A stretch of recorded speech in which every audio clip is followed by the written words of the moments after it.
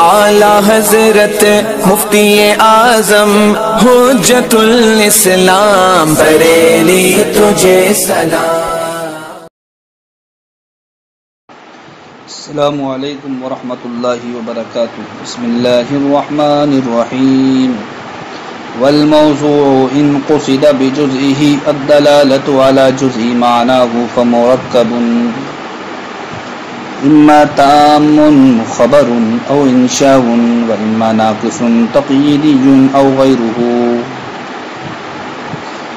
یہاں سے مصنف علیہ الرحمہ وہ لفظ جو معنی مطابقت پر دلالت کرتا ہے، قبل میں آپ نے جانا تھا کہ دلالت کی 3 قسمیں تھیں: دلالت مطابقی، تضمنی، التزامی۔ تو ان 3 دلالتوں میں سے پہلی والی دلالت یعنی دلالت مطابقی، اس کی یہاں سے تقسیم مصنف علیہ الرحمہ شروع فرماتے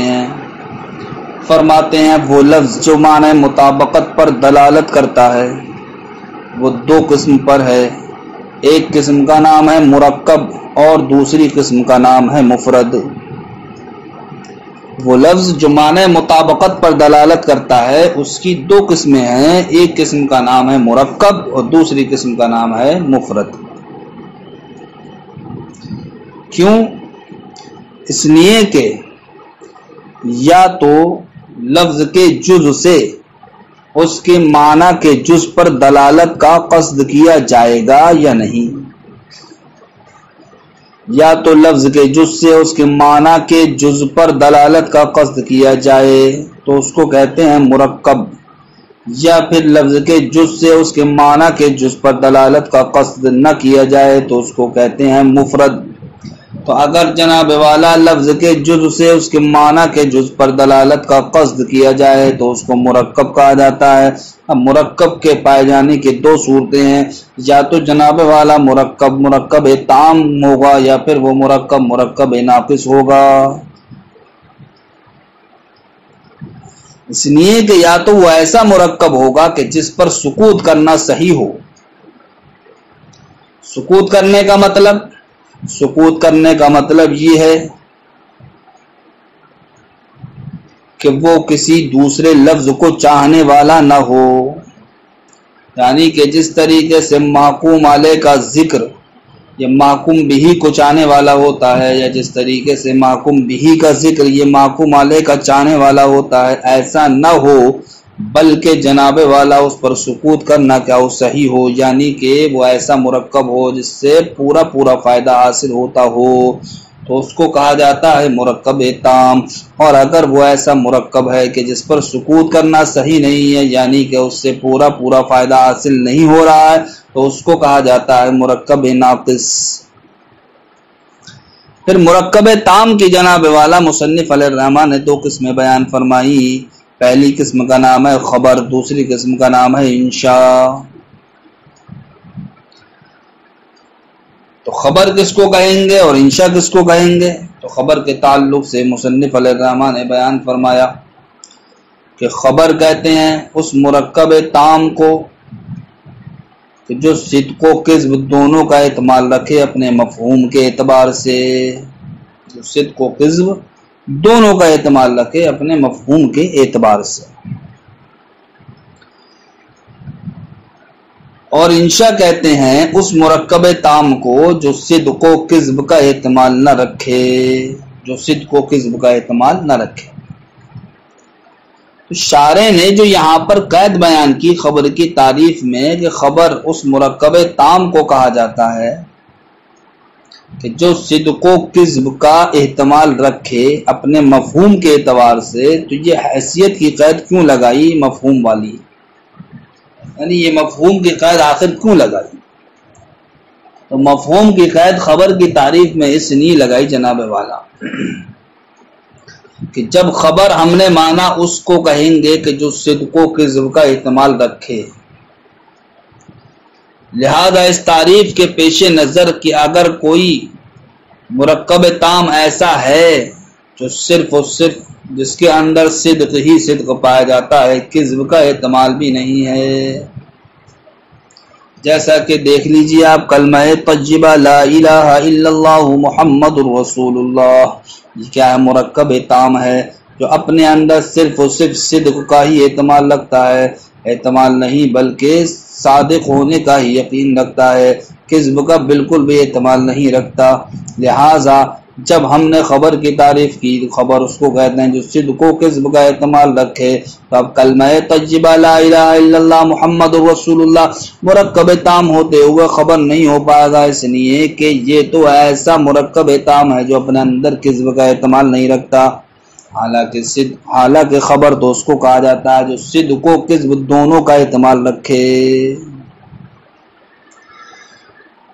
تو اب کلمہ طیبہ جیسے مرکب تام خبر کی تعریف سے خارج نہ ہو بلکہ خبر کی تعریف میں ہی داخل رہیں، تو ان مرکب تام کو جن کے اندر صرف و صرف صدق ہی صدق ہوتا ہے، ان کو داخل کرنے کے لیے خبر کی تعریف میں بحسب مفہوم ہی کی قید لگائی۔ کائی کی قید لگائی؟ بحسب مفہوم ہی کی۔ کیوں لگائی؟ ان مرکب تام کو خبر میں داخل کرنے کے لیے جن مرکب تام کے اندر صرف و صرف صدق ہی صدق ہوتا ہے، کذب کا احتمال ہی نہیں ہوتا۔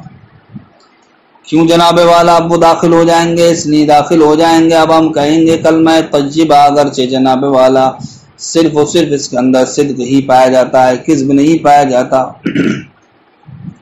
تو یہ صدق کا پایا جانا کلمہ طیبہ کے معنی کے اعتبار سے ہے، لیکن یہ صدق کا پائے جانا جو ہے یہ الفاظ و عبارت سے قطع نظر کرتے ہوئے، کس اعتبار سے؟ الفاظ و عبارت سے قطع نظر کرتے ہوئے ہے۔ لیکن جب ہم یہ دیکھیں گے کہ یہ کیا خبر ہے اور ہر خبر کیا رکھتی ہے؟ صدق و کذب کا احتمال رکھتی ہے، لہذا اس اعتبار سے کلمہ طیبہ بھی لا الہ الا اللہ محمد رسول اللہ یہ بھی جناب والا اس قبیل سے ہو جائے گا کہ اس کے اندر جہاں صدق ہے وہاں کذب کا بھی احتمال ہوگا۔ تو بحسب مفہوم ہی کی قید اس لیے لگائی گئی ہے تاکہ وہ مرکب تام جن کے اندر صرف و صرف کیا ہوتا ہے؟ صدق ہوتا ہے، کذب کا احتمال نہیں ہوتا، وہ جناب والا کیا رہیں؟ خبر میں داخل رہیں۔ کیوں؟ اس لیے کہ جب ہم مفہوم کے نفس مفہوم کے اعتبار سے ہم دیکھیں گے، خبر کی تعریف کے اعتبار سے جب ہم کسی بھی مرکب تام کو دیکھیں گے تو ہر مرکب تام کے اندر جہاں صدق کا احتمال ہے وہاں کذب کا بھی کیا ہوگا؟ احتمال ہوگا۔ لیکن اگر ہم خارج اور واقع کے اعتبار سے دیکھیں گے تو ہمیں اس مرکب تام کے اندر اگر صرف اس کے اندر صدق ہی صدق ہے تو صدق ہی صدق دکھے گا، کذب نہیں دکھے گا۔ یہی معاملہ کلمہ طیبہ کا ہے کہ کلمہ طیبہ کو اگر ہم خارج سے قطع نظر کر لیں، نفس الامر واقع سے قطع نظر کر لیں، تو اب اس صورت میں ہم جب اس کو مفہوم کے اعتبار سے دیکھیں گے تو اب اس کے اندر جہاں صدق ہے وہاں کذب کا بھی احتمال پیدا ہو جائے گا۔ جب کذب کا بھی احتمال پیدا ہو جائے گا تو اب کلمہ طیبہ یہ مرکب تام ہونے کے باوجود خبر ہونے سے خارج نہیں ہوگا، اور نہ ہی ہم پر یہ اعتراض وارد ہوگا کہ کلمہ طیبہ کے تعلق سے آپ کذب کا احتمال رکھتے ہیں۔ اس لیے کہ ہم کہیں گے کہ یہاں پر اس کلمہ طیبہ کو جو ہم نے خبر مانا ہے وہ مفہوم کے اعتبار سے ہم نے مانا ہے، نہ کہ خارج اور نفس الامر کے اعتبار سے۔ جو ہم کلمہ طیبہ کے اندر صدق ہی صدق مانتے ہیں وہ خارج اور نفس الامر کے اعتبار سے مانتے ہیں، لیکن تعریف یہاں پر خارج اور نفس الامر کے اعتبار سے نہیں ہے بلکہ مفہوم کے اعتبار سے ہے۔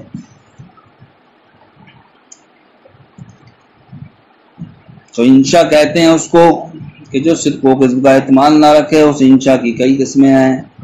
ایک قسم کا نام امر ہے، دوسری قسم کا نام نہیں ہے، تیسری قسم کا نام استفہام ہے، چوتھی قسم کا نام تنبیہ ہے، پانچویں قسم کا نام تمنی ہے، چھٹی قسم کا نام ترجی ہے، ساتویں قسم کا نام ندا ہے، آٹھویں قسم کا نام تعجب ہے، اور نویں قسم کا نام قسم ہے۔ چلیے اولاً مصنف علیہ الرحمہ کی بیان کردہ عبارت کا ترجمہ دیکھتے ہیں۔ والموضوع ان قصد بجزئه، موضوع سے مراد یہاں پر ہے وہ لفظ جو معنی مطابقت پر دلالت کرتا ہے۔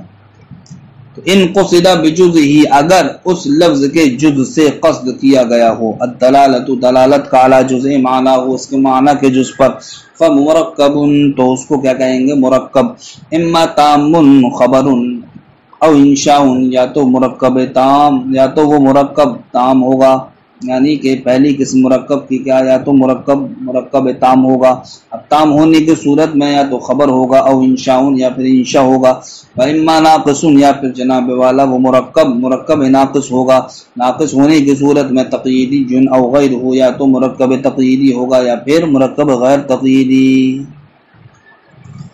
شارح بیان فرماتے ہیں والموضوع اللفظ الموضوع للمعنى الدال علیہ بالمطابقت علی قسمین، وہ لفظ جو وضع کیا گیا ہے معنی مطابقت پر دلالت کرنے کے لیے، علی قسمین، وہ کتنی قسموں پر ہے؟ دو قسموں پر ہے، ایک قسم کا نام مرکب ہے، دوسری قسم کا نام کیا ہے؟ مفرد۔ المرکب ما قصد بجزء من لفظه الدلالت علی جزء المعنى المقصود، مرکب کہیں گے اس کو کہ جہاں پر اس کے لفظ کے جز سے معنی مقصود کے جز پر دلالت کا قصد کیا گیا ہو۔ مرکب کس کو کہیں گے؟ کہ جس کے لفظ کے جز سے معنی مقصود کے جز پر دلالت کا قصد کیا گیا ہو، اس کو کہیں گے مرکب۔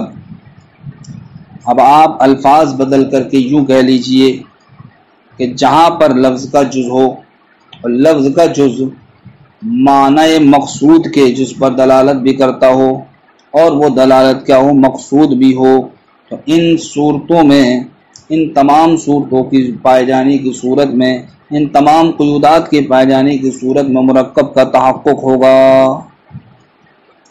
یعنی کہ لفظ کا جز بھی ہونا چاہیے اور لفظ کے جز کے ساتھ ساتھ معنی کا بھی جز ہونا چاہیے، اور جناب والا لفظ کا جز معنی مقصود کے جز پر بھی دلالت کرتا ہو، اور ساتھ ہی ساتھ لفظ کا جز جو معنی مقصود پر دلالت کر رہا ہے، یہ دلالت کیا ہونا چاہیے؟ مقصود بھی ہونا چاہیے۔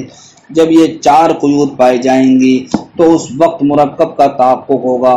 اگر ان چار قیود میں سے کوئی ایک بھی فوت ہو گئی، کسی ایک کی بھی نفی ہو گئی، تو مرکب کا تحقق نہیں ہوگا بلکہ مفرد کا تحقق ہوگا۔ تو مرکب کے تحقق کے لیے چار قیود کا پایا جانا ضروری ہے۔ پہلی قید کیا ہے؟ پہلی قید یہ ہے کہ لفظ کا جز ہو، دوسری قید یہ ہے کہ معنی کا بھی جز ہو، تیسری قید یہ ہے کہ لفظ کا جز معنی مقصود کے جز پر دلالت کرتا ہو، چوتھی قید یہ ہے کہ یہ دلالت کیا ہو؟ مقصود بھی ہو۔ فرماتے ہیں بأن يكون اللفظ جزء وللمعنى جزء ويقصد دلالة جزء اللفظ على جزء المعنى، کہ لفظ کے لیے جز ہو اور معنی کے لیے بھی کیا ہو؟ جز ہو۔ وَيُقْصَدُ دلالت جزء اللفظ، اور لفظ کے جز کی دلالت علی جزء المعنی، معنی مقصود کے جز پر، یقصد مقصود ہو۔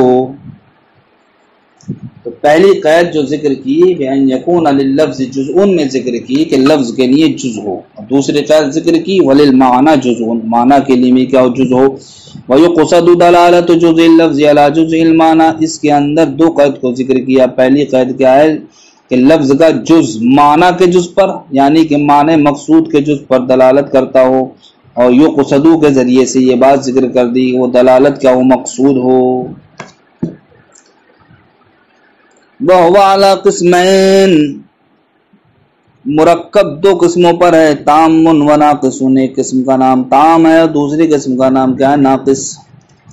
فالمرکب التام، مرکب تام اس کو کہتے ہیں کہ الذی یصح السکوت علیہ، کہ جس پر سکوت کرنا، خاموشی اختیار کرنا صحیح ہو، بأن لا یکون مستدعیا لللفظ الاخر، خاموشی اختیار کرنے کا مطلب کیا؟ بہیں طور کہ وہ کسی دوسرے لفظ کو چاہنے والا نہ ہو، کا استدعاء المحکوم علیہ المحکوم بھی، جیسا کہ محکوم علیہ کس کو چاہتا ہے؟ محکوم بھی کو چاہتا ہے۔ کب؟ جب کہ تنا محکوم علیہ کو ذکر کیا جائے، تو تنا محکوم علیہ کی صورت میں وہ محکوم بھی کو چاہتا ہے، اور بالعکس، اور اس کے الٹا، یعنی کہ جب تنا محکوم بھی کو ذکر کیا جائے تو وہ محکوم علیہ کے ذکر کو چاہے گا، ایسا چاہنے والا نہ ہو۔ جیسے محمد رسول اللہ صلی اللہ علیہ وسلم، محمد صلی اللہ علیہ وسلم اللہ کے رسول ہیں، یہ ایسا مرکب ہے جناب والا کہ جس پر سکوت کرنا صحیح ہے۔ وَهُوَ عَلَى قِسْمَيْن، مرکب تام دو قسم پر ہے۔ پہلی قسم کا نام خبر ہے، والانشاء دوسری قسم کا نام انشاء ہے۔ خبر کس کو کہتے ہیں؟ فالخبر هو الذي يحتمل الصدق والكذب، خبر وہ ہے جو صدق و کذب کا احتمال رکھے بحسب مفہومی، اپنے مفہوم کے اعتبار سے۔ فقولنا، جیسے کہ ہمارا قول الجنت والنار مخلوقتان، کہ جنت اور دوزخ دونوں کے دونوں کیا ہیں؟ مخلوق ہیں۔ والانشاء والذی لا يحتمل الصدق والکذب، اور انشاء کہتے ہیں اس مرکب تام کو جو صدق و کذب کا احتمال نہ رکھے۔ وَلَهُ أَقْسَامٌ، اور اس کی چند قسمیں ہیں۔ پہلی قسم ہے امر والنہی، دوسری قسم نہیں، تیسری قسم ہے استفہام، چوتھی قسم ہے تنبیہ، پانچویں قسم ہے تمنی، چھٹی قسم ہے ترجی، ساتویں قسم ہے ندا، آٹھویں قسم ہے تعجب، اور نویں قسم ہے قسم۔ والمرکب الناقص، یہاں سے اشارے مرکب ناقص کا بیان شروع فرماتے ہیں۔ تعریف تو آپ کو سامنے میں نے بیان کر دی کہ مرکب ناقص کس کو کہتے ہیں، کہ جس پر سکوت کرنا صحیح نہ ہو۔ وہ مرکب ناقص دو قسموں پر ہے، ایک کا نام ہے تقییدی اور دوسری قسم کا نام کیا؟ غیر تقییدی۔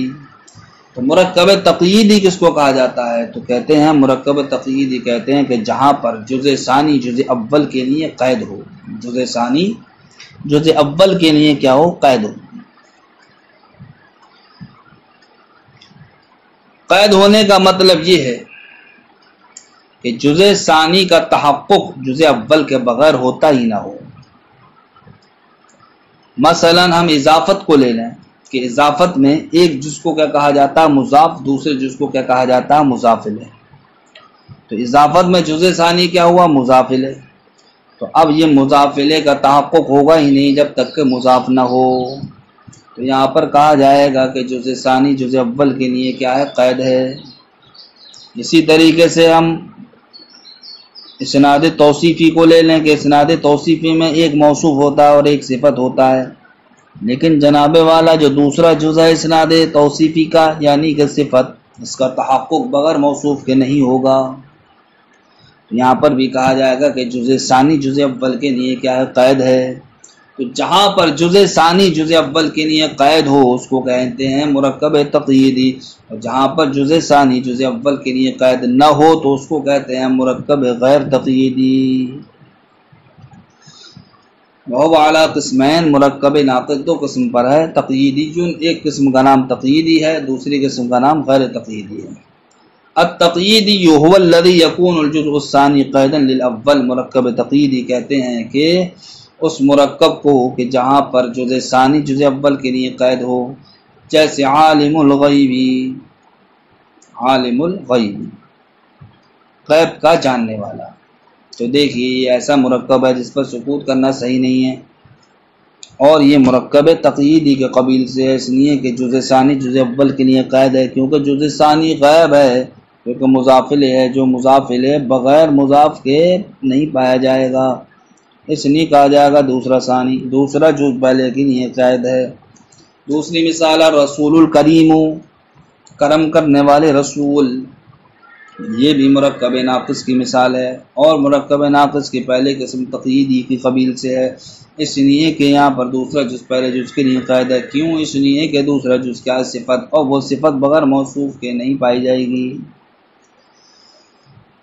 غیر التقییدی، مرکب ناقص غیر تقییدی کس کو کہتے ہیں؟ هو الذی لا یکون الجزء الثانی قیدا للاول، کہ جہاں پر جزء ثانی جزء اول کے لیے قید نہ ہو، جیسا کہ جناب والا کسی جملے کا مرکب ہونا ایک اسم اور ادات سے، ایک اسم اور ادات سے، یا جناب والا ایک کلمہ اور ادات سے، ایک کلمہ اور ادات سے، جیسے اس کی مثال پیش کی فی المسجد و ان ضربا۔ دیکھیے فی المسجد یہ بھی مرکب ہے، کائے سے؟ فی ادات اور المسجد اسم سے، اور ان ضربا یہ بھی مرکب ہے، کائے سے؟ ان ادات اور ضربا کلمہ سے یعنی کہ فعل سے۔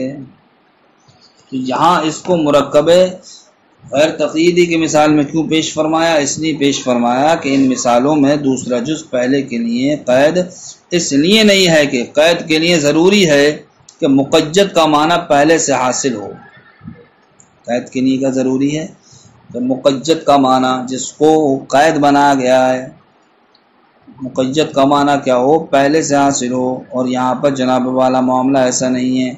کیوں؟ اس لیے نہیں ہے کہ یہاں پر جس کو مقید ہم بنا رہے ہیں وہ کیا ہے، فی ہے، اور کیا ہے، ان ہے۔ یہ دونوں کے دونوں ادات کے قبیل سے ہیں، اور آپ جانتے ہیں کہ ادات اپنا معنی بتانے میں مستقل نہیں ہوتے ہیں۔ جب ادات اپنا معنی بتانے میں مستقل نہیں، لہٰذا اب یہاں پر یہ جس پر داخل ہیں، ہم یہ نہیں کہہ سکتے کہ دوسرا والا جز پہلے والے کے لیے قید ہے۔ تو جب جناب والا یہاں پر پہلا جز اس درجے کا نہیں ہے کہ اس کا معنی ہمیں پہلے سے ہی حاصل ہو، تو اب ہم یہاں پر یہ نہیں کہہ سکتے کہ دوسرا والا جز فی المسجد میں اور ان ضربہ یہاں پر بھی دوسرا والا جز پہلے کے لیے کیا قید ہے۔ اس لیے مصنف علیہ الرحمٰن نے وہ شارح نے یہاں پر مرکب غیر تقییدی کی مثال میں فی المسجد اور ان ضربہ کو پیش فرمایا۔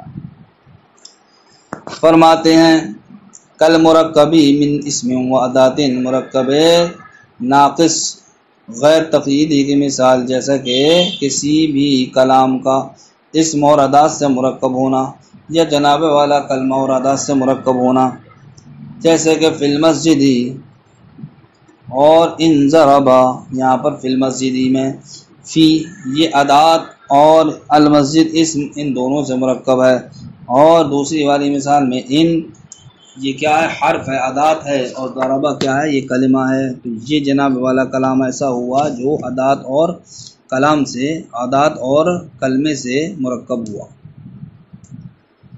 تو یہ آپ کے آج کا سبق کا محصل ہے کہ وہ لفظ جو معنی مطابقت پر دلالت کرتا ہے اس کی اولاً دو قسمیں ہیں، ایک کا نام مرکب، دوسرے کا نام مفرد۔ اور مرکب کہتے ہیں جس پر سکوت کرنا کیا ہو، صحیح ہو۔ مرکب کہتے ہیں کہ جہاں پر لفظ کے جز سے اس کے معنی کے جز پر دلالت کا قصد کیا گیا ہو، یعنی کہ جہاں لفظ کا جز معنی مقصود کے جز پر دلالت کرتا ہو اور وہ دلالت مقصود بھی ہو، اس کو کہتے ہیں مرکب۔ اور جہاں پر معاملہ ایسا نہ ہو تو اس کو کہیں گے مفرد۔ مرکب کی دو قسمیں ہوتی ہیں، مرکب تام، مرکب ناقص۔ مرکب تام کہتے ہیں جس پر سکوت کرنا کیا ہو، صحیح ہو۔ پھر اس مرکب تام کی جناب والا دو قسم ہوئی، ایک قسم کا نام ہے خبر، دوسری قسم کا نام ہے انشاء۔ خبر کہتے ہیں اس مرکب تام کو جو صدق و قسم کا احتمال رکھے اپنے مفہوم کے اعتبار سے، اور انشاء کہتے ہیں جو صدق و قسم کا احتمال نہ رکھے۔ پھر مرکب ناقص کی جناب والا دو قسمیں ہوئی، مرکب ناقص تقییدی اور مرکب ناقص غیر تقییدی۔ مرکب ناقص تقییدی کہتے ہیں کہ جہاں پر دوسرا والا جز پہلے والے کے لیے قید ہو، اور غیر تقییدی کہتے ہیں کہ جہاں پر دوسرا والا جز پہلے والے کے لیے قید نہ ہو۔ السلام علیکم ورحمۃ اللہ۔